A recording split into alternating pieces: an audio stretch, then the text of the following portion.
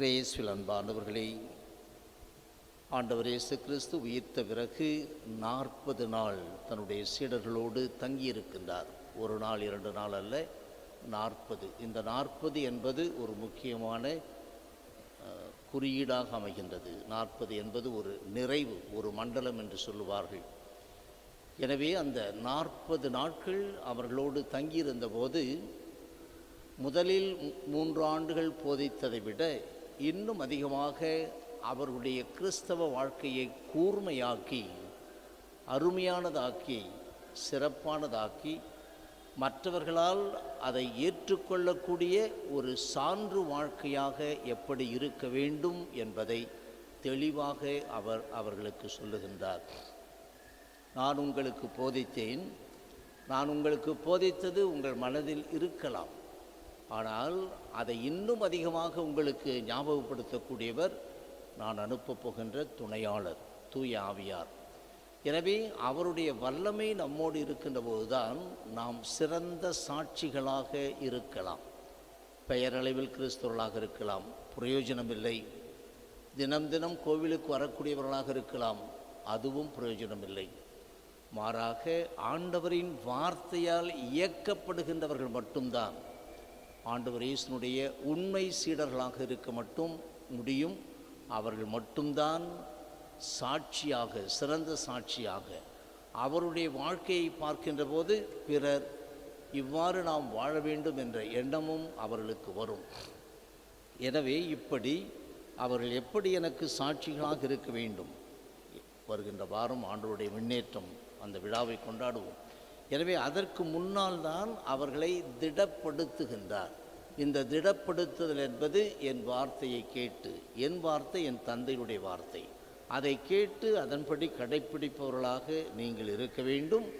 அது எனக்கு சிறந்த சான்று வாழ்க்கையாக நீங்கள் அமைவதற்கு உங்களுக்கு உறுதுணையாக இருக்கும் என்று சொல்லிவிட்டு, இந்த வாழ்க்கையானது மலர்மேல் படுக்கை கிடையாது, மாறாக இந்த வாழ்க்கை துன்பம் நிறைந்தது என்றதை சொல்லுகின்றார். உங்களை தொழுகை கூடத்திலிருந்து விலக்கி துரத்தி, இது உங்களுடைய இடம் கிடையாது, காலம் வருகிறது என்பதை எண்ணிக்கொள்ள வேண்டும் என்பார்களே.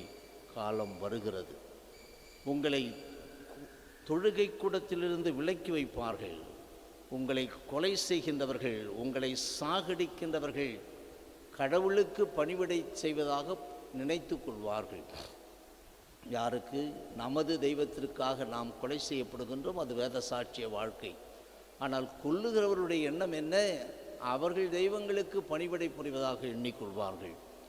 நிதர்சனமாக ஆண்டவர் இயேசு கிறிஸ்து தெளிவாக சொல்லிவிடுகின்றார், இனிமேல் வேத சாட்சி வாழ்க்கை வாழ்வதற்கு தயாராகிவிட வேண்டும் என்பது இறைவனுடைய ஆசையாக இயேசு இங்கே வெளிப்படுத்துகின்றார்.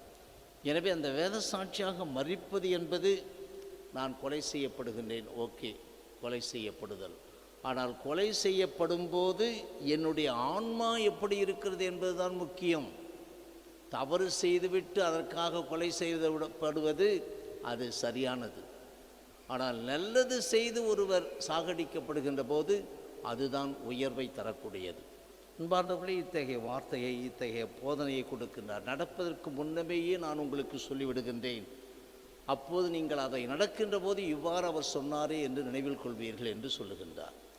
அடுத்தபடியாக அன்பானவர்களே, இறை வார்த்தையை நாம் வாசிக்கலாம், கேட்கலாம், ஆனால் அது நம் உள்ளத்தில் பதியவில்லை என்று நிறைய பேர் எண்ணுவோம். கோயிலில் பிரசங்கம் கேட்குற நேரத்தில் மட்டும் நல்லா இருந்தது, ஆனால் வெளியே போனோடனே என்ன சொன்னார் தெரியலை என்ற ஒரு குறைபாடுகளோடு நாம் இருப்போம். வேதாகமத்தை நான் கையிலேயே வைத்திருக்கின்றேன், வாசிக்கின்றேன், ஆனால் எனக்கு ஒன்றுமே புரியவில்லை என்ற குறையோடும் ஒரு சிலர் இருக்கலாம்.